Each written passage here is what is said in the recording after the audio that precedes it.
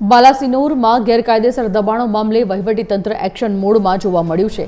નાયબ કલેક્ટર અને પોલીસ ઇન્સ્પેક્ટરની હાજરીમાં દબાણ હટાવવાની કામગીરી તેજ કરવામાં આવી।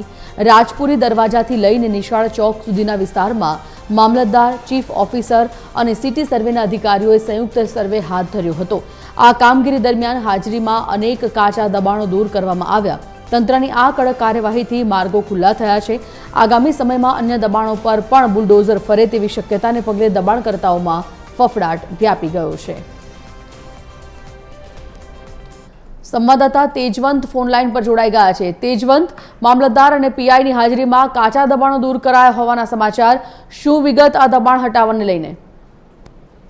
બાલાસિનોર નગર વિસ્તારની જો વાત કરીએ તો બાલાસિનોર નગર વિસ્તારમાં રાજપુરી દરવાજાથી લઈને નિશાળ ચોક સુધીનો જે માર્ગ છે તે કાચા દબાણોના લીધે અતિશય સાંકડો બની ગયો છે, જેની અંદર કરવી ખૂબ મુશ્કેલ બને છે। ત્યારે બાલાસિનોરના નાયબ કલેક્ટર મિતેશભાઈ વસાવાની